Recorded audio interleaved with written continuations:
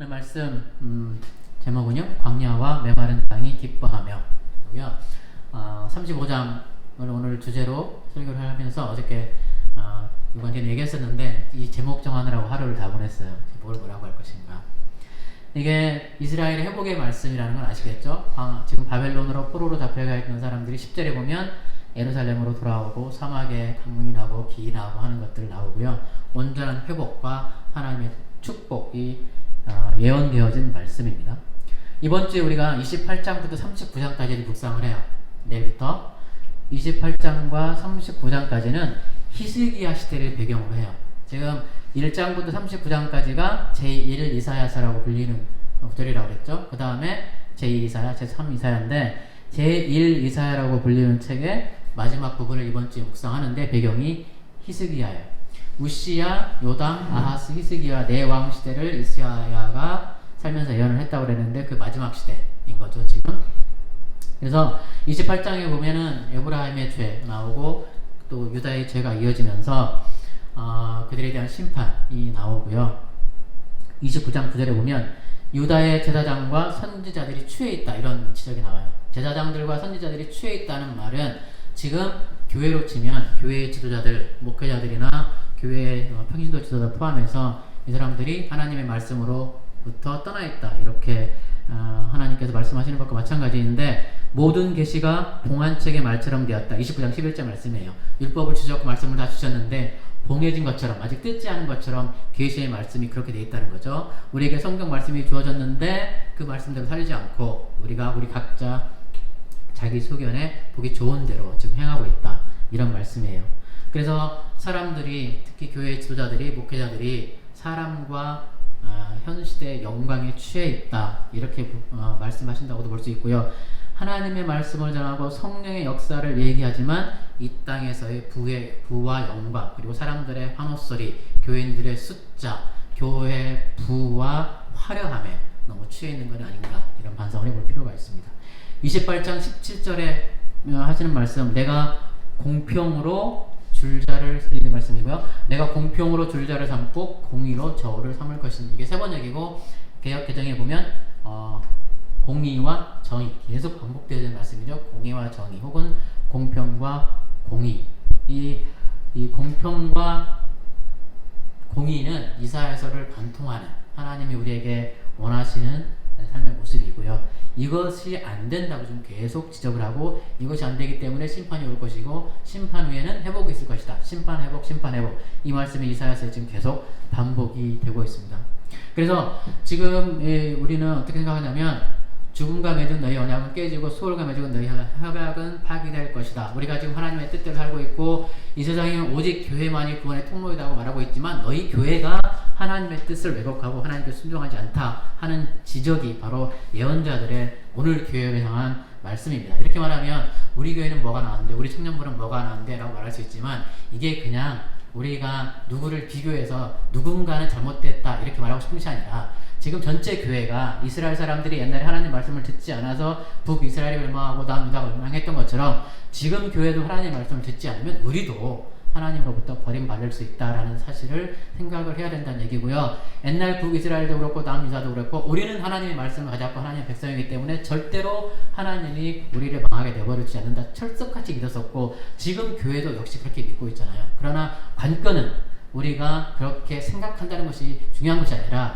정말로 우리가 하나님의 뜻을 따르고 있느냐, 이것을 생각을 해봐야 된다 하는 거죠. 나의 욕망을 끊임없이 추구해가면서 그것을 이뤘다고 해서 하나님이 하셨어요 이렇게 말할 수 없는 거라고죠. 근데 지금도 우리도 너무도 많이 반복하고 있는 실수, 겸손히 하나님의 뜻을 묻거나 구하거나 하나님의 뜻대로 살려고 하는 노력보다는 언젠가 나팔이 울리면 우리는 하늘로 들려 올라가 영원한 천국에 갈 거에 대한 망상과 같은 그런 기대만 하지 않는가. 나더러 주여 주여 하는 자마다 다 하나님 나라에 들어가지 못한다고 지금 분명히 말씀하셨는데, 아니다, 우리는 예수 그리스도를 주로 시인하기만 하면 누구나 천국 간다 이렇게 말하면서 예수님을 따르는 삶은 전혀 고려하지 않는 건 아닌가라는 반성이 필요하다는 거죠. 교회가 자식에게 교회를 세습에 물려주면서 고백이 하나님이 다 하셨습니다라고 말하는 이런 것들이 예언자들이 말하는 거 아니다. 너희는 지금 사망과 언약을 맺었다, 파괴될 것이다. 이 무서운 말씀이 28장 18절 말씀입니다. 이 백성이 입으로는 나를 가까이 하고 입술로는 나를 영화롭게 하지만 지금도 전혀 다름이 없는 말씀이에요. 마음으로 하나님으로부터 떠나 있었어요. 하나님을 경외한다고 말하지만 들은 말을 흉내낼 뿐이고 입술로만 실제로 삶에서 하나님을 경외하는 모습이 전혀 나타나지 않는 그런 현실을 지금 지적을 하고 있는 거죠. 어떻게 이스라엘 사람들한테 이게 나타나냐면 하나님을 경외한다, 하나님을 찬양한다, 하나님이 우리를 택하셨다 말하지만 실제로는 계속 애굽으로 사신을 보내서 애굽과 동맹을 추구하고 그렇죠. 여호와는 나의 구원자이라 고백하면서도 실제로는 애굽과 바벨론의 손에 빌려서 이렇게 동맹을 맺고 그 동맹을 통해서 구원을 받아보려 하는 것. 그래서 하나님이 너희는 나를 경외한다고 하지만 나를 너희의 구원자로 인정하지 않는구나. 전쟁은 여호와께 속했다고 너희가 입술로 찬양을 하지만 실제로 전쟁은 나한테 맡겨두지 않고 애굽에 자꾸 사람을 보내서 도움을 얻으려고 하는구나 지적하는 거예요. 이런 상황에서 심판이 온 다음에 하나님이 그 백성을 회복하시는 그 날이 32장에 나와요. 새로운 왕의 통치. 우리가 지난번에 봤던 2장 말씀, 11장 말씀이 새로운 왕의 통치 나왔죠. 새로운 왕의 통치하시면 평화의 나라가 오고 그때 어떻게 평화의 나라가 이루어질 것인가 예언을 지난주에 말씀을 드렸어요. 정의와 공의로 다스릴 왕, 새로운 왕의 통치, 하나님의 통치죠. 그리고 그 세상은 정의와 공의로 다스려지는 세상. 그 세상이 하나님이 통치하시는 세상이고 그렇지만 현재는 찔레와 가시가 나는 땅에 살고 있는 우리 현실은 좀 괴롭고 고단하고 여러가지 어려움, 특히 우리가 지금 작년 올해 정말 절실히 겪고 있는 이 팬데믹 상황, 찔레와 가시가 나는 땅에 우리가 좀 살고 있죠. 그러나 하나님이 회복하시는 그 세상이 오면 우리가 지난 시간에 봤던 그런 평화와 공의와 정의의 나라가 될 것이다 하는 거죠. 공의로운 삶이란 여기서 또 하나 우리가 기억해야 할 것이 공의로운 삶이란 인간의 선한 행실이나 도덕적 요구에 그치지 않는 거예요. 우리가 그냥 공의롭게 살자고 하니까 조금 더 착하게 살면 조금 더 우리가 공의롭게 살면 이게 우리가 스스로 이 나라를 이룰 수 있다고 생각할 수도 있는데 그런 건 절대 아니고요. 지금 공의와 정의를 행한다고 하는 말은 하나님을 더 신뢰하면서 하나님께 순종하는 삶을 산다고 하는 말이에요. 아시겠죠? 우리가 조금 더 착하게 살고 물론 중요하죠. 그거 하나님이 원하시지만 조금 더 착하게 살고 도덕적으로 우리가 완벽하게 살아서 정의와 공의를 이루는 삶을 살자 이렇게 주장하는 게 아니라 하나님께 더 집중해서 하나님의 말씀에 순종하게 살자. 인간의 깊은 죄성을 뼈저리게 우리가 절감하면서 우리 스스로는 이룰 수 없는 그 나라를 하나님이 회복시켰을 것을 기대하고 기도하고 바라고 사는 삶. 그렇기 때문에 현실이 좀 힘들고 어렵더라도 하나님이 다스릴 그 나라가 오면 하나님이 역사하시는 그 순간이 나에게 오면 이런 어려운 현실들이 다 극복이 되어질 것이라고 하는 기대와 소망이 우리에게 주어지는 거죠.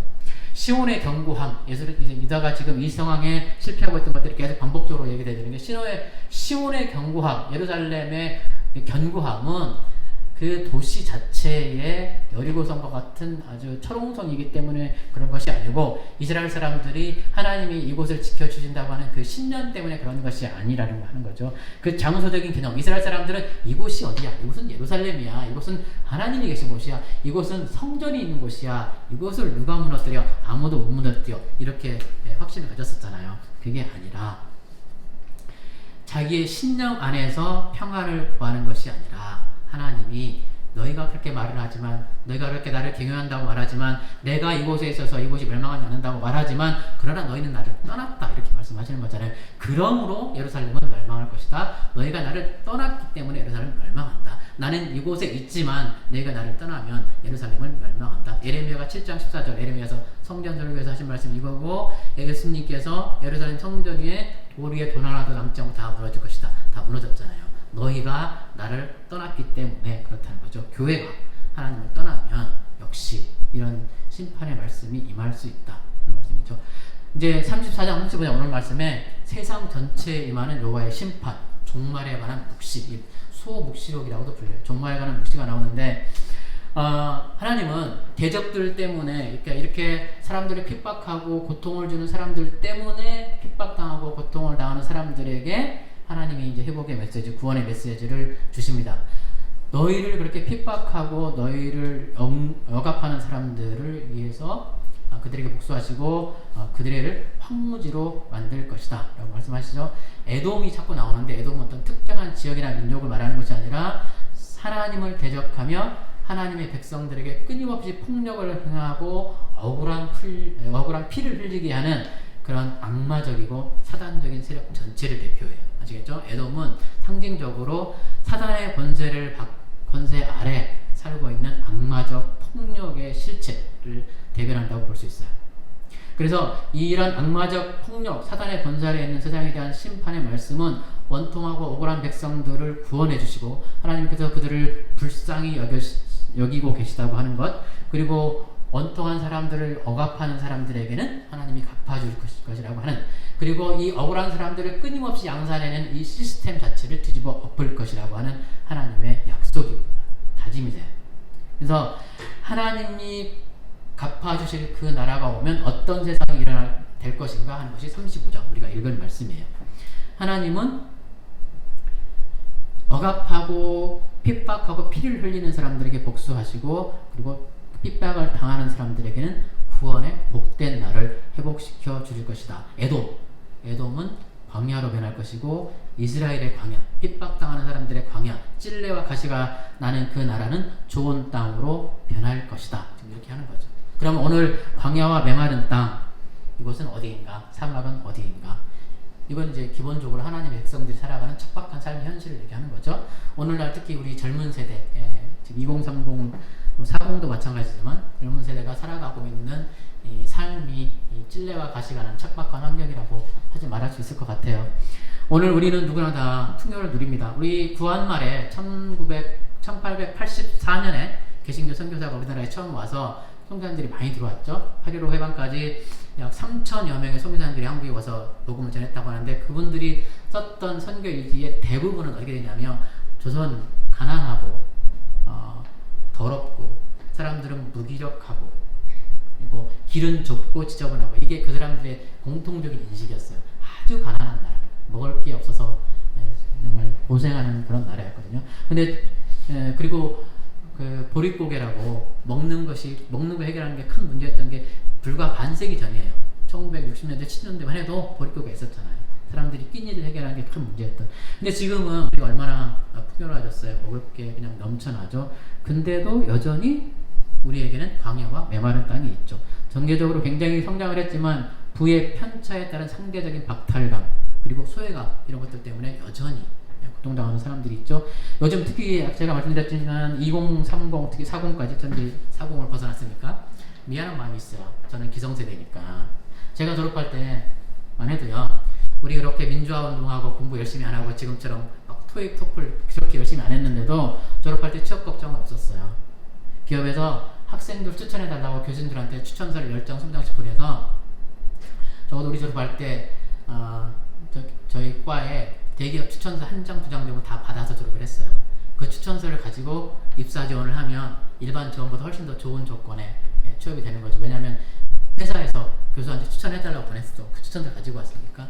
그래서 웬만하면 다 취직은 됐고, 취직하고 나면 청약적금인가요? 그런 거 들면 집을 살 수 있는 희망이 있었고, 그런 희망이 있으면 결혼할 꿈도 가능했고, 결혼하고 나면 부자는 안 되어도 자녀를 양육하고 한 가정을 부양할 정도의 그 정도 환경은 충분히 되었었어요. 그때는. 근데 지금은 그때보다 훨씬 더 경제가 발달했고 한국이 훨씬 더 부자의 나라가 됐잖아요. 근데 지금 젊은 세대는 취업 하늘 별 따기라면서요. 그리고 집 사는 거는 부모님이 해주지 않으면 거의 불가능하고, 결혼도 자녀도 거의 불가능한 N포 세대라고 하는데, 요즘 20대가 사회에서 제일 절실하게 배웠던 게 단념하는 것이래요. 단념하는 것. 이룰 수 없는 꿈들을 단념하는 것. 그래서 시작은 3포 세대였다고 해요. 저도 이제 처음은 아니고 좀 알았었는데 구체적으로 잘 못 살았는데, 연애, 결혼, 출산 3가지는 포기하는 거. 대학 졸업하면서. 불가능한 거니까. 그래서 3포 세대라고 그랬는데 조금 지나서 이제 5포 세대가 됐어요. 연애, 결혼, 출산 포기에다가 취업, 내 집 마련도 포기하고, 취업도 안 되고, 그리고 좀 지나니 7포 세대가 됐대요. 연애, 결혼, 출산, 취업, 내 집 마련에다가 인간관계, 희망도 포기가 되고, 그 다음에 9포 세대, 연애, 결혼, 출산, 취업, 내 집 마련, 인간관계, 희망까지 포기한 데다가 건강, 마지막에 외모 관리도 포기하고. 그냥 뭐 이렇게 된 거죠. 그래서 N포 세대가, N이 넘버인데요, 자연 숫자, 모든 게 다 포기한 세대가 된 거예요. 포기한 걸 있다가 78%, 이게 지금 노컷뉴스에 나온 그 그래프예요. 저작권 때문에 출처를 밝힙니다. 노컷뉴스에 나왔는데 76%가 뭔가를 포기했다고요. 취미든 여가 활동은 부지런히 했었죠. 결혼을 포기한 세대가 포기한 숫자가 47%예요. 그러니까 둘 중에 하나는 결혼을 포기했다는 거거든요. 내 집 마련도 그렇고요. 근데 젊은 사람들은 이게 포기한 게 아니다. 포기당한 거다. 포기를 할 수밖에 없는 거죠. 내가 선택이 주어졌는데 포기한 게 아니라 포기를 당한 거, 포기할 수밖에, 그러니까 할 수가 없는 거죠. 결혼을 하고 싶어도 지금. 근데 어른들은 이런 얘기하면 아프니까 청춘이다 이런 소리 저희가 제일 싫어하는. 아픈 건 아픈 거예요. 특히 젊은이들은 아픈 건 더 아픈 거예요. 왜 아파요? 미래에 대한 희망이 없기 때문에. 아무리 열심히 오늘 아르바이트를 해도, 오늘 아무리 밤새워서 이 편의점에서 밤새 아르바이트를 해도 내일 나에게 새로운 환경이나 어쩌면 이런 꿈을 포기하지 않아도 되는 환경이 주어지지 않을 것이기 때문에 아픈 거거든요. 근데 왜 아프니까 힘들다 이런 말은 기성세대 너무 무책임한. 그러면서 우울증 중대한 문제가 되었어요. 많은 젊은 세대가 정신적 고통을 앓고 있습니다. 그렇죠? 고생은, 제가 이거는 제 경험에서 나오는 얘기입니다. 고생은 힘들게 일하는 게 고생이 아니에요. 제가 여러분 아시겠지만 하루에 최소한 12시간 이상씩 세븐데 일하잖아요. 힘들게 일하는 건 절대 고생이 아니고, 힘들게 일하고 저녁에 집에 가면 몸은 고단할 수 있어요. 몸은 고단하더라도 내일에 대한 희망이 있다면 오늘 되게 보람있게 잠잘 수 있어요. 그런데 일하고 싶은데 취업이 안 되는 거, 이게 고생이에요. 이게 고생이고, 일을 가졌는데 건강이 나빠져서 일을 나가지 못하게 되면 이거 고생이고요. 일도 갖고 건강도 있는데 직장에서 차별당하고 직장에서 관계의 문제 때문에 힘든 상황에 몰려서 일을 나가고 싶지 않은 이런 상황들, 이런 게 고생이고요. 특히나 아무리 일을 열심히 해도 상황이 나아지지 않고 내일에 대한 희망이 보이지 않을 때, 이런 게 고생이에요. 오늘 밤새 편의점 아르바이트를 하고 집에 왔는데 이게 5년, 10년, 20년 계속 이렇게밖에 살 수 없을 거라는 생각이 들면 이건 고생이죠. 이거는 일할 의욕도 안 나고 하루 아무리 열심히 일하고 와도 보람도 하나도 없는. 대학교를 졸업하고 취업도 하지 못하고 시간당 아르바이트로 하루하루 겨우 생활을 유지하고 사는데 이게 언제 끝날지 모른다는 이 답답한 현실, 이런 것들이 고생이죠. 요즘 젊은 세대들이 이러고 있다는 거예요. 그래서 사회적, 경제적으로 소외감, 정신적 가난의 문제, 이런 것 때문에 오는 고통, 우울증, 그리고 대인기피증 생기죠. 사람들 만나고 싶지 않죠. 네, 현실 때문에. 이런 청년들이 너무 많다는 거죠. 젊은 세대들이 좀 미안한 기성세대로서. 네, 하나님의 약속은 이겁니다. 이러한 곳에 기쁨이 넘칠 것이며 물이 넘쳐 시내가 흐르고 샘의 근원이 될 것이다. 시온에 거하나 여호와를 경외하지 않으면 레바논은 부끄러워 마르고 샤론은 사막과 같고 바산과 갈멜은 나뭇잎을 떨어뜨리게 되지만 여호와가 열방을 심판하시고 그 백성을 회복하시는 그날에 광야와 메마른 땅 사막이었던 곳이 도리어 레바논의 영광과 갈멜과 샤론의 아름다움을 얻게 될 것이다. 그러니까 하나님이 원하시는 세상, 하나님이 회복하실 세상에서는 이런 고통이 없을 거라는 얘기고요. 지금 이 부분에서 이때 이스라엘 사람들은 전쟁 중이었잖아요. 아수르와. 그러니까 하나님이 보복하신다는 말이 그 사람들한테는 현실적으로 와닿았을 텐데, 지금 우리 교회 상황으로 보복이라고 하는 것은 누구를 하나님이 딱 치신다는 의미보다는 이렇게 불합리하고 부조리한 세상의 구조를 바꾸셔서 지금 소외당하고 어려운 사람들이 믿음 가지고 기도하고 하나님 앞에 함께 걸어가면, 하나님과 걸어가면 하나님이 반드시 회복시켜 주시고 환경을 변화시켜 주시고 앞길을 열어 주실 것이라고 하는 희망과 회복의 말씀이라고 봤으면 좋겠어요. 지금 광야와 메마른 땅이 기뻐한다는 것은 우리의 마음밭이 좀 그렇다는 거고요. 아무리 아름다운 레바논이고 샤론이고 간에 하나님이 그곳에 없으면, 그곳이 메마른 땅은 광야인데 지금 찔레와 가시가 나는 우리 삶의 현실이지만 우리가 하나님과 동행하고 하나님 우리를 회복시켜 주시면 그곳에 물이 나고 그것이 샤론이 되고 그것이 레바논의 아름다움이 회복될 것이라고 하는 약속의 말씀이라고 보면 좋겠어요. 그래서 지금은 누구에랑 복수의 문제가 아니라 우리에 대한 회복, 하나님이 정말 고통당하고 힘들어하고 좌절하는 젊은 세대들과 특히 젊은 세대뿐만 아니라 팬데믹이 정말 거의 모든 세대를 다 지금 그 가운데 몰아넣었잖아요. 고통당하고 있는 사람들에 대한 회복, 하나님이 다스리는 그 나라가 오면 회복시켜 주실 것이라고 하는 희망, 이런 것들을 가졌으면 좋겠어요. 여호와의 위엄과 그 광대하심의 영광을 마주하며 바위 뒤에 숨어들 사람들은 지금 하나님 없이 승승장구하는 그 사람들일 것이고, 광야와 메마른 땅에 거하는 지금 우리가 하나님과 함께 걸으면 하나님께서 구원을 주시고 회복시켜 주셔서 하나님의 영광과 광채의 날을 보게 해줄 것이라 하는 약속이에요. 이 약속은 궁극적 종말에 관한 약속이기도 해요. 예수님이 재림하시고 하나님이 다스리는 그 나라가 오면 완전히 회복될 것이라고 하는 약속이지만, 지금 우리 현실에서도 전혀 무관한 말씀은 아니라고 하는 말씀이죠. 그래서 하나님이 우리에게 하시는 말씀이 뭐냐면요, 약한 손 떨리는 무릎 겁내는 사람들, 이런 사람들에게 가서 이 말씀을 전하라, 격려하라. 그들을 격려하고 약한 사람들, 그런 사람들에게 희망의 메시지를 전하라. 두려워하지 말라고 그들을 굳세게 하라. 하나님이 오셔서 회복시켜 주실 것이다 하는 말씀이에요. 그때가 되면, 하나님이 회복시켜 주시는 나라가 되면 못 보는 이의 눈이 열리고 못 듣는 이의 귀가 열릴 것이다 라고 말씀하신 거죠. 그때가 되면 하나님 백성들은 회복할 것이고, 바벨론으로 포로로 잡혀갔던 사람들은 예루살렘으로 귀환할 것이고, 지금 이 땅에 살고 있는 사람들은 온전한 하나님의 통치 가운데 회복되어서 하나님이 다스리는 나라에 살게 될 것이다 하는 말씀이죠. 오늘 청년들에게 주시는 말씀, 약한 손, 떨리는 무릎, 겁내는 사람들을 회복시켜 주시고 위로해 주실 것이다 라는 약속입니다. 이 약속 믿고 정말 우리가 열심히 기도하고 하나님 말씀에 따라서 순종하며 하루하루 용기 내어 살아갔으면 좋겠어요. 지금 이 말씀은 마태복음 11.5절 말씀인데 이사야 35장 말씀을 인용한 거예요. 감옥에 갇힌 세례 요한이 제자들한테 여자들을 예수님한테 보내서 예수님께서 오실 그이입니까? 구약에 예언된 메시아 구세주 당신입니까? 35장 이 말씀을 예수님께서 인용을 하시면서 그 요한의 제자들한테 너희가 가서 요한에게 이렇게 얘기하라. 맹인이 보지 못하며, 눈먼 사람이 보고, 다리 저는 사람이 걸으며, 남의 환자가 깨끗하게 되며, 듣지 못하는 사람이 들으며, 죽은 사람이 살아나며, 가난한 사람이 복음을 듣는다. 지금 이 일이 나와 내 주변에 나와 함께 일어나고 있다. 너희가 보았으니 가서 요한에게 전하라. 이렇게 말씀하시는 거예요. 아시겠죠? 실제로 이 일이 예수님한테 일어났었어요. 그리고 오늘도 교회를 통해서 일어나고 있죠. 이 똑같은 35장의 본문 말씀을 가지고 유진 피터스 목사님은 이렇게 말씀하셨어요.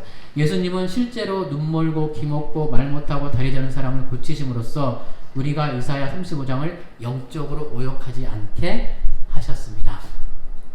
이 말씀도 마태복음 11장 5절도 알레고리칼 해석이라고 제가 몇 번 경고했었죠. 이러면서 실제로 앞을 못 보는 사람들이 보게 되고 다리 저는 사람들이 고침을 얻는, 이렇게 해석을 하는 게 아니라 영적으로 말씀을 받아 깨닫지 못하는 사람, 영적으로 온전하지 못한 사람, 영적으로 병든 사람, 이렇게만 얘기하고, 우리 주변에 실제로 이렇게 눈 멀고 다리 덜고 아프고 다치고 고난하는 사람, 고난당하는 사람들한테 교회가 관심을 안 가질 수 있는데, 알레고리칼 해석의 단점이 그거라고 그랬죠. 영적으로만 해석하면서 실제로 우리 주변에 이런 일이 일어나고 있는 것에 대해서는 굉장히 무관심한데, 예수님이 그걸 못하게 하시려고 실제로 이걸 하셨다는 거죠. 실제로 고쳐주시고, 실제로 돌봐주시고, 실제로 치유해 주시고, 그리고 선한 사마리아인 비유를 말씀하시면서 너희도 가서 이렇게 하라고 우리에게 말씀하셨죠. 그러니까 영적으로 해석하는 것이 100% 틀린 건 아니고 반은 맞아요. 영적으로 이런 눈이 뜨이고, 영적으로 온전해지고, 영적으로 우리가 변들지 않은 것 중요하지만, 그러나 세상에 나아가서도 우리가 예수님이 하셨던 이 사역을 역시 동일하게 해야 된다고 하는 것도 중요합니다. 그러니까 알레고리칼 해석은 반만 맞은 거라고 하는 거죠. 그래서 우리 지금 상처받고 포기하고 울고 있는 사람들, 우울증에 빠져 있어 정말 인생 자체가 어둠 속에 갇혀 있는 사람들에게 하나님의 역사를, 하나님의 능력을, 예수님의 구원자 되심을, 예수님의 치유 사역을 얘기를 해줬으면 좋겠고, 예수님께 일어났던 이러한 사역들이 오늘 교회에서 일어났으면 좋겠고요. 유진 피터스 목사님도 이런 말도 해요. 삶이 나아지지도 않고 인생이 공정하게 진행되지도 않는다고 생각하는 사람들, 그래서 인생이 지루하고 답답한 사람들에게 나가서 우리가 이 말을 잘합시다. 힘을 내십시오. 두려워하지 마십시오. 보십시오. 우리 하나님이 그분이 와서 우리를 구원해 주실 것입니다. 35장 4절 말씀이에요. 오늘 읽은 말씀. 이 말씀을 우리 보고 선포하라고 하는 거죠. 우리 주변에 어려운 사람들한테 힘을 내십시오. 두려워하지 마십시오. 우리 하나님이 오셔서 우리를 구원해 주실 것입니다. 종말에 완전한 때에 구원하시겠지만 오늘 지금 여기서 우리를 구원해 주십니다. 우리 하나님을 믿으십시오 라고 하라고요. 또 제가 몇 번 언급한 김근주 교수님은 또 이렇게 얘기를 해요. 우리가 예수께서 그리스도이심을 무엇으로 세상에 증명할 것인가 라고 그분은 물어보시고, 예수님은 구세주십니다. 하나님의 아들입니다. 교리적으로 선포하는 것도 중요하지만 예수님은 스스로 다윗의 자손임을 한 번도 얘기하지 않으셨고 하나님의 아들이라고 한 번도 얘기하지 않으셨어요. 예수님은 언제나 스스로 인자라고 말씀하셨죠. 그리고 예수님이 이러한 일을 행하셨어요. 이새에서 난 뿌리가 우리가 지난 2장과 11장에서 봤던 평화의 왕국과 직접 연결되는 예수님의 사역을 몸소 보여주셨죠. 예수님께서 오실 그분, 구약에 예언된 메시아라고 하는 사실을 우리가 어떻게 증명을 해야 되냐면 마태복음 11장 5절에 일어나는 일들이 오늘 교회에서 일어나는 걸 통해서 예수님께서 그리스도이신 우리가 교회가 증명해야 될 그런 의무가 있다고 말씀하세요. 그래서 예수님께서 우리의 메시아 되심은 예수님이 이루시는 구원과 회복의 역사, 한 사람 한 사람에게 일어나는 구원과 회복도 마찬가지지만 우리 교회 같은 공동체 내 구원과 회복의 역사가 일어나서 앞을 못 보는 사람들이 보게 되고 가난한 사람들에게 복음이 전해진 역사가 일어날 때 예수 그리스도께서 우리 청년부를 통해서 우리 교회를 통해서 구세주 되심이 증명이 된다고 하는 거죠. 그래서 하나님의 역사, 예수님의 이런 행하시는 역사가 우리 청년부에서 일어났으면 좋겠다, 그런 간절한 바람이 있는 거죠. 치유와 회복의 역사가 오늘 이 교회에서 일어날 뿐만 아니라 지금 어려움을 겪고 있는 수많은 젊은 세대를 포함해서 이 팬데믹 때문에 특히 고통당하는 사람들한테 전해졌으면 좋겠어요. 힘을 내십시오. 두려워하지 마십시오. 하나님이 오늘 우리를 구원하십니다.